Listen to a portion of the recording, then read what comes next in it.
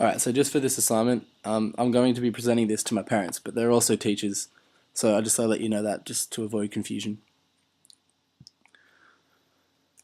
Alright, so how can you further relate to your students?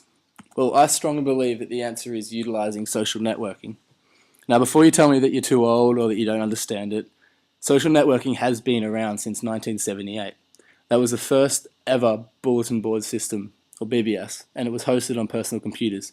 So this means it was just like your intranets. So these computers were talking to each other and sharing information, which is effectively what a social network is. Now, if you had somebody come back, say, from the future, from 1978, and they jumped into 2013, what would be the biggest, most important piece of technology that you could tell them about? Well, I believe that would be our smartphones. In the palm of our hands, we have access to all of the information on the internet. So all information that people have ever come across has been put up on this internet, and we have access to it in the palm of our hands. Now, could you imagine their disappointment when you told them that you use it on a daily basis just to look up cat pictures, cats in hats, or funny things like that? We don't use it to the full potential that we could. Now, using social networking in teaching is one way that we can utilize it. So, say Facebook and YouTube, Twitter, MySpace, all these different sites have great educational purposes that aren't being used yet. So Facebook is a social networking service, and it was launched in February 2004. As of September 2012, Facebook has over 1 billion active users. So that means over the past 8 years, it has grown exponentially. I remember getting Facebook in 2004 when I was a student, a high school student. And as becoming a teacher, I've come to notice that there are a lot of things that aren't being utilized, and there's a lot of potential here that isn't being used. Twitter is also the same. There's almost 200 million users worldwide, and about 460,000 new Twitter accounts are opened on a daily basis.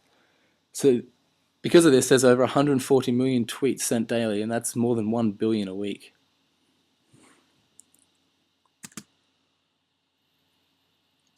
So how does this help you? Nearly every student you teach will have a Facebook and/or Twitter account. This is a fact. And if they don't, it's very easy to get. And there are unlimited possibilities when using Twitter and Facebook for educational purposes. Facebook and Twitter for assessment, for instance, you can easily distribute information between students by, say, hashtagging your assignment on Twitter, which creates a page and allows you to see it. You can give quick and easy feedback on ideas. Facebook, you can create groups, which means that you can create a group based on an assignment, which then will allow students to access this information and ask you questions related to this assignment. You can comment back, you can just give instant feedback. You can tell your students that you're going to be on Facebook on a certain time, and they can ask you questions live. So they can be, just asking you anything, and you can be answering.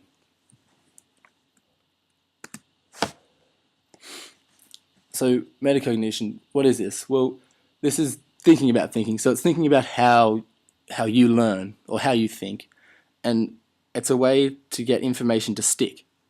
And the best way I find this with students is to get them interested, especially in science. Because if they're not interested, they're just going to turn off. So you have to make it interesting. And the internet and using Facebook and Twitter are great ways of doing this because you can share information very easily. You can show them posts, you can show them videos, you can show them pictures. It also gives them the chance to interact with each other, so they can comment on these links that you've put up and talk about interesting things that they've found or they've discovered. Another good thing would be if, say, you had a prac. So as a science teacher, it's really easy to get this metacognition going because you give the information, you give them a prac, they do it, they see it, and it sticks. And after this, you can also give out these pop quizzes or activities, so you can ask questions about what they've just done, and they can go home and they can talk about their pracs over this social network, and they can comment on your links that you've posted up on your group and everything like that. And I know myself that when I find things interesting or funny, I remember it a lot easily. I remember when I was a student doing English, we would sit around and make up, like to remember quotes, we'd use it in funny voices, and I'd always remember my friends doing these voices, and I'd always remember these quotes. So little things like this are great for me, and I think a lot of students can relate to this. If they're enjoying themselves and laughing, they tend to remember. Science is Awesome is a page on Facebook that I think is great.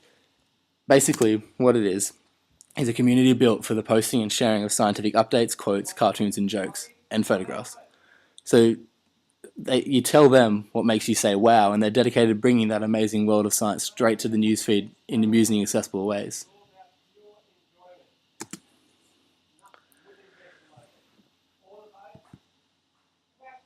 And this is the bibliography. So thank you for this opportunity.